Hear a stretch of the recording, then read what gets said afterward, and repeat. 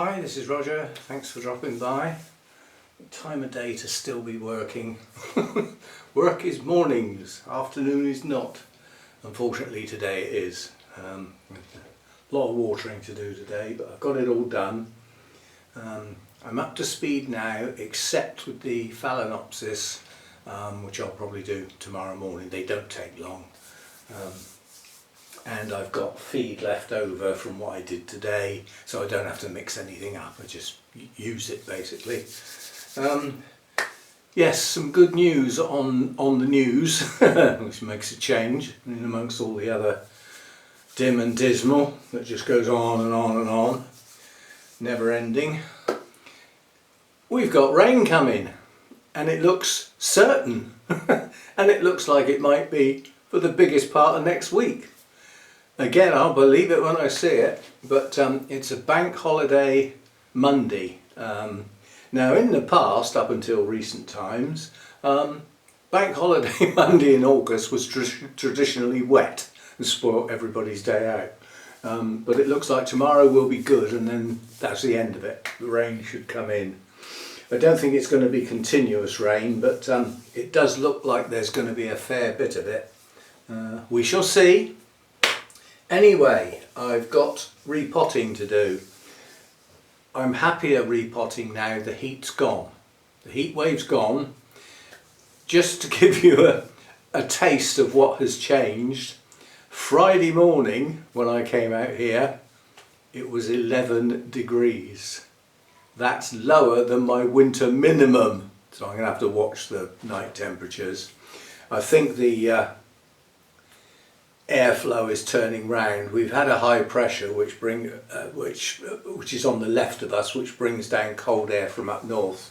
That's moved. It's getting pushed out of the way by all this rain coming in, which means tomorrow we get some warm air coming up, and then after that temperatures won't matter that much if it's chucking it down with rain, but it won't be cold.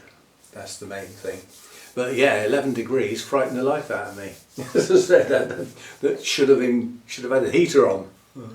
It's only 1 degree out, and it probably was only for the last part of the night. It probably wasn't that cold all night. Anyway, let's get on with this repotting. These are the two outstanding Miltoniopsis. This is Miltoniopsi. Miltoniopsis. I think that's the plural as well as the singular. These have both come from Burnham's. One's from a while ago, that's this one, and one is from last Saturday's visit to Burnham's. That was spikes and blooms. They all failed relatively quickly.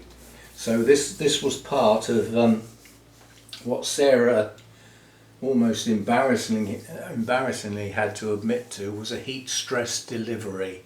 That's knocked the blooms down. I don't think it will have damaged the plant, because they wouldn't have been in that warmth for a huge amount of time, but it's knocked the blooms down. Unfortunately, but at least we got to see them, and I got to update my notes with the colours so that I know which one's which. And I will do some new tags for them once I've repotted them. Right, let's go with the one from Saturday first.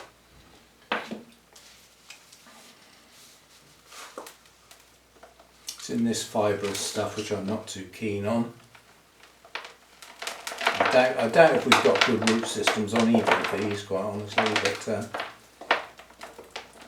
I've had worse than this already, and this is the back end of the plant here. This bulb is buried in the pot. It's coming off simply on the grounds that I'd have to bury it again if I wanted to. It's a shame, it's a plump bulb, but it's in the wrong place and it'll stop me potting this at the right depth. Because if I bury it, it will eventually rot. Right, so unfortunately, for whatever reason, a lot of the latest roots have gone round the top of the pot instead of in the pot, but they will bend.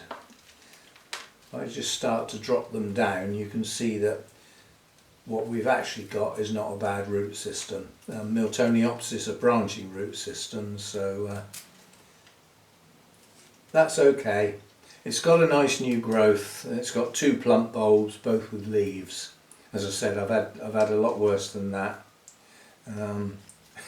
Trouble is, I've had a lot worse than that failed miserably, but most of those were round the other place. The ones round here don't seem to be doing so bad, which is why I'm getting more. I like Miltoniopsis. Love the colours, love the shape, and most of them are fragrant. Right, so that's one. That's not a bad plant. I doubt this one will be as good. It's only got 1 leaved bulb, 2 back bulbs, leafless, and a new shoot. But we do have some active roots. Oh, look at this, it's soggy. That's why I don't like this stuff, especially when it's not in a clear pot and you can't see what the hell's going on. Recipe for disaster. When you've got something that needs to stay moist but hates being soggy, it's probably the worst type of media you could ever have if you can't see it. If you can see it, see the colour, see how wet it is, then you could control your watering. And it is a media, this is the reason, look, there's a plug holding all the water. Get rid of that. So we've got some new roots coming down here. So we get rid of that, get rid of these flipping weeds. Sarah said they're a hell of a nuisance, but you know, when she orders the plants in, they come with weeds. She hasn't got time to go around taking tiny little weeds like that out of every plant. But they are a nuisance. I don't even know. I don't know what they are because they never get big enough to find out. They're always pulled out. Right, so we have some reasonable roots. We also have quite a lot of dead ones, so we'll have to do a bit of trimming on this one. It's mainly that central part of the plant where the plug was.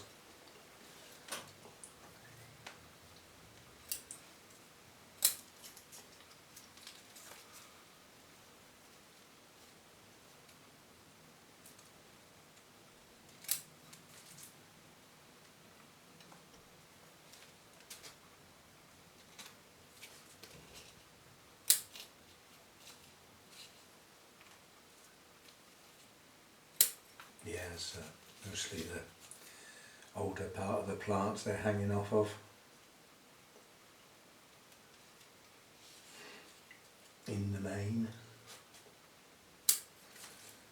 Looking forward to my tea tonight. Got a nice steak. No, I don't have potatoes in the house anymore. That was one of the things I gave up as the new diet. But I will, as I'm treating myself to the steak in the first place, I will also treat myself to some oven fries, which I can cook in the halogen oven. And we'll probably have some sweet corn with it. And that'll be wonderful. Right, there we go. That's not bad. Whoops. That one's no good to man or beast. And nor's that one.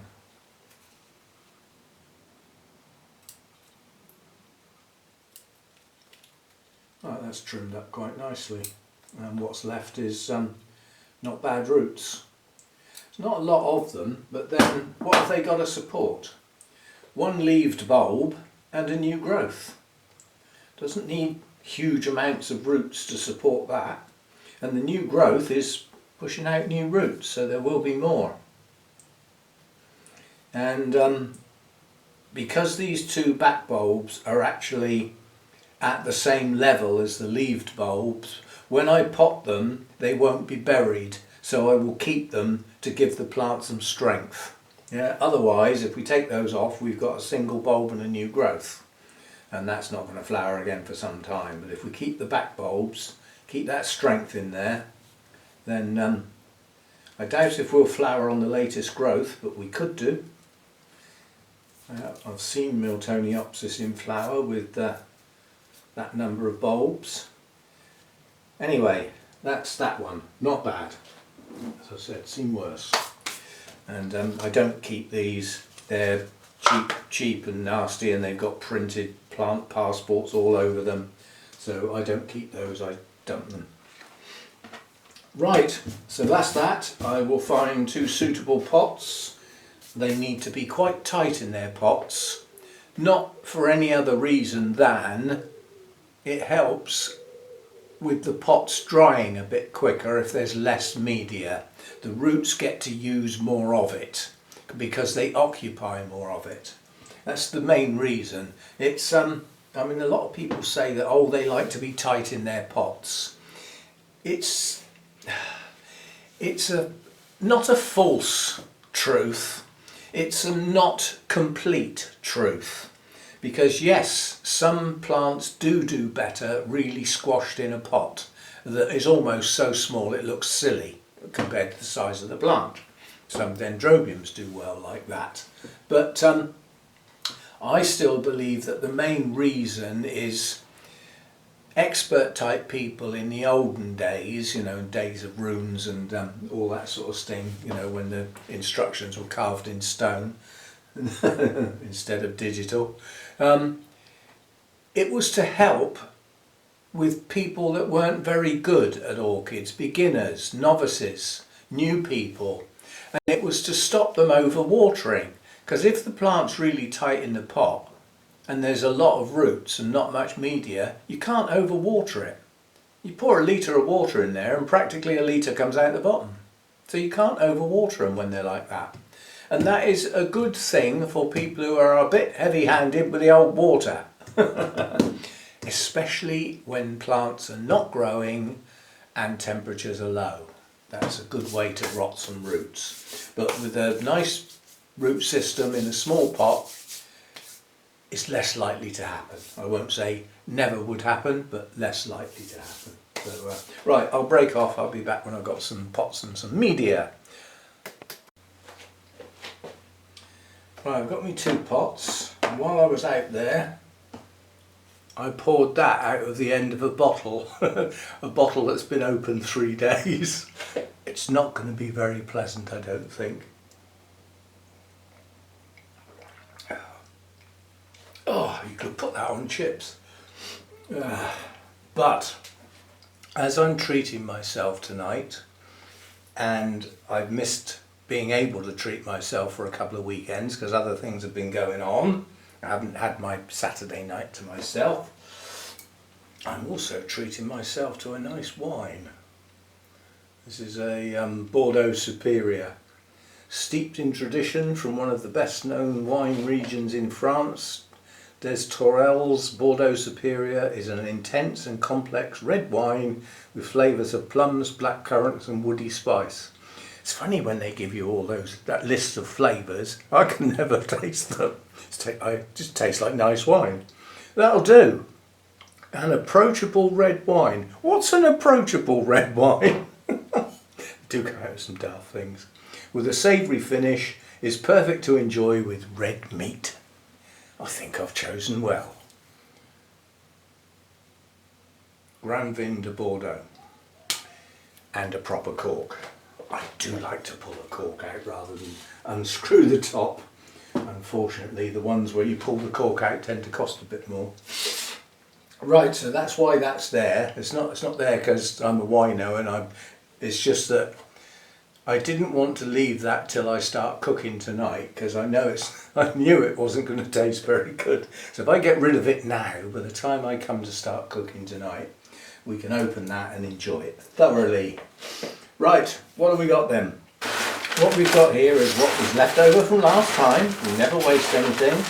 And it's a mix of small bark that from the previous mix before that had some perlite in it, and it's also got some growstones in it, and it's got some pumice in it. So that's that. Over here we've got some extra small bark. This is bark. I was running out of small bark, and I asked Lynn if she had any I could buy off her, and she gave me half a bag of the small size Orchiata bark, because she said she's got so much she hasn't got anywhere to store it. She overbought. So she gave me that one, and this is smaller than the small grade I've got, and this is, well, I'll show you what it's for when we get there. So we've got what looks like a silly small pot. Remember what I said, if it looks silly it's probably about the right size. If it sort of sits around the plant and the plant is just sort of perched in it, chances are it's too big. So we'll do the bigger one. The reason I've got that size pot for the other one is that the roots have got to go in there, and it's got a large root system. So we'll get a bit of bark without too many small bits in. Just pick the small bits out and we end up with the almost a medium size. That'll do. I don't need to be that fussy, it's a reasonable root system. That's just to stop the air cone being blocked. And I'll pick a few more big bits out. To say this, the grading in this Portuguese bark that I got from Orchid Accessories is not that brilliant. You know, it says from this size to this size. Well, it's more like that.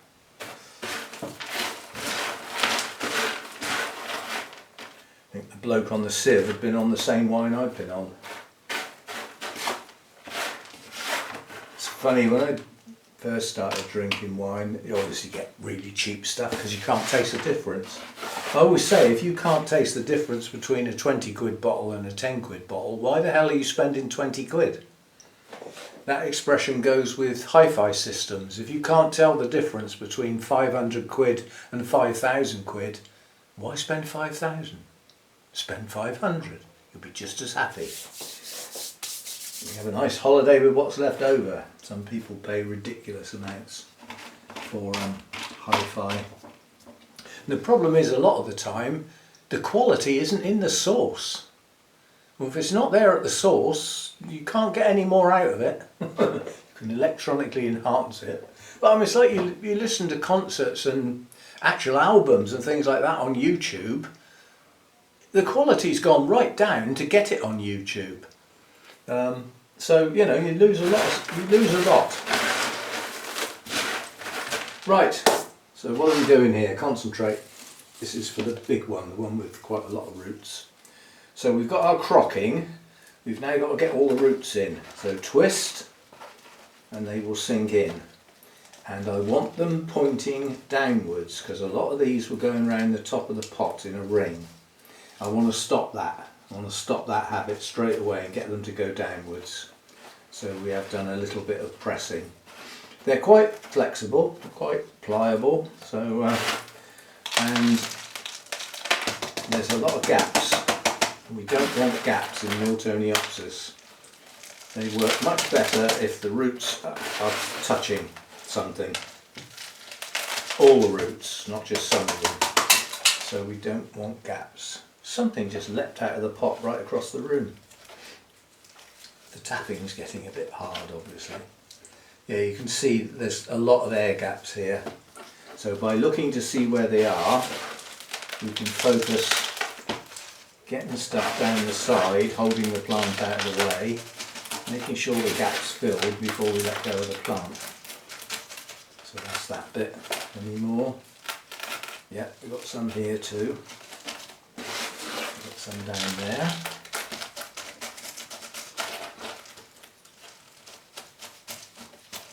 That's probably about it.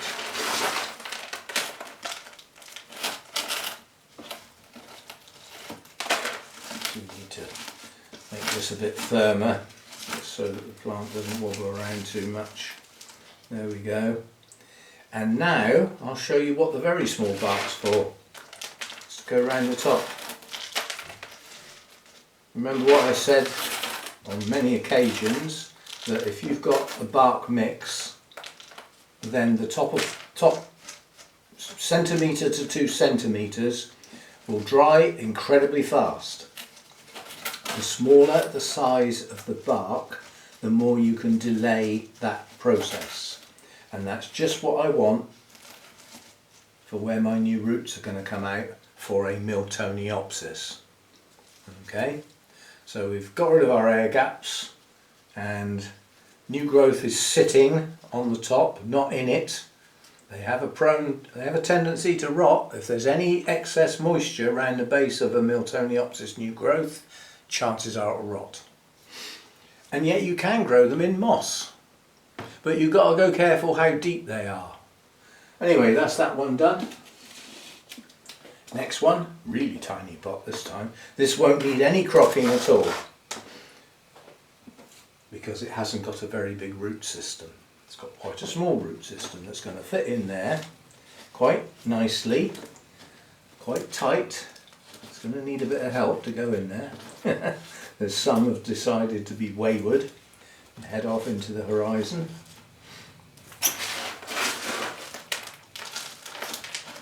And we're going to try and get this down the sides.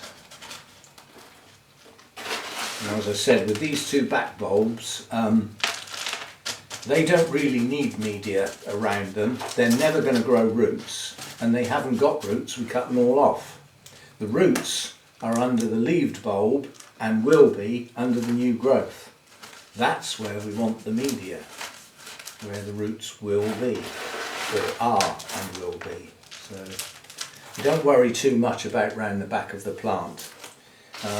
I need enough there to stop it wobbling, just to make it reasonably firm.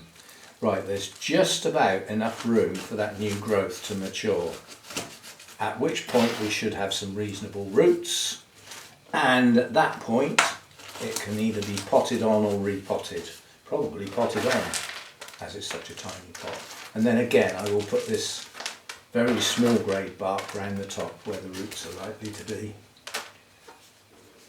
Like that. That's a little bit deep where that new growth is. Better press that down a bit.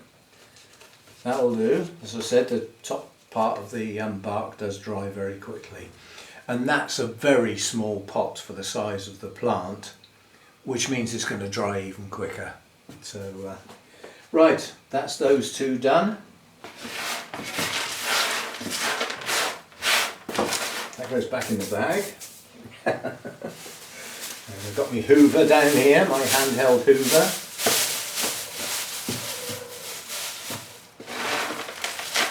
Well, it's basically my proper Hoover, it's just that it's got a little short attachment that turns it into a handheld one, which is brilliant for sorting the car out, especially when you've either buying orchids or worse still been to a show. And bark all over the flipping place. And it gets all over the seats and all over the carpet. So there we go, put that to one side for next time. A knot that will just pull undone. All I've got to do is pull that and it will come undone. So that's that. And then, like I said, easiest way to clean this,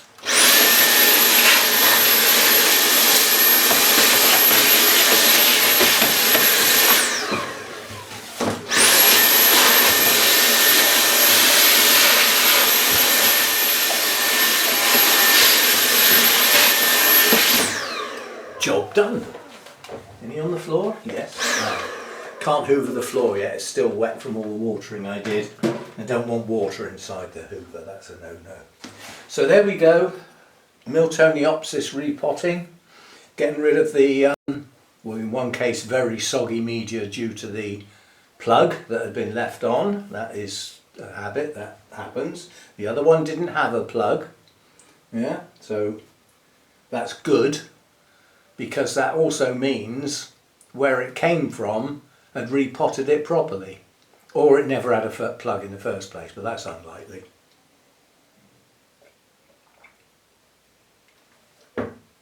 Right, I shall now go and give these a really good soak and have a sit down. So I've been on my feet since quite early today, watering and doing stuff, watering all around the garden, bonsai, tubs, all that sort of stuff. And tomorrow, Sunday, I will get the hose out onto the bed, because that is really going over. There's stuff in there not happy at all. The primroses are losing all their leaves and they've just gone limp. You know, they shouldn't be like that. But that's how they are, so I'll give them some water, and then hopefully next week, if we get quite a few consecutive days of rain, everything will perk up, because it will not only get some water down into the depth, which the hose doesn't really do, it does about that much, and that's standing there for half an hour. But hopefully that will get some water down into the depths, get some water into the deeper roots on the shrubs. You know, those haven't had hardly any water this year at all. So get everything sorted out, and it will also mean I won't have to go out there with the watering cans every day. I'm looking forward to that. Anyway, thanks for that. Normal Sunday chat tomorrow. I was going to do questions and answers, but I haven't done the video for you to put your questions under, so we wouldn't be able to do many answers tomorrow, would we? I forgot. But we'll sort something out for tomorrow, and I will see you then. Thanks for dropping by.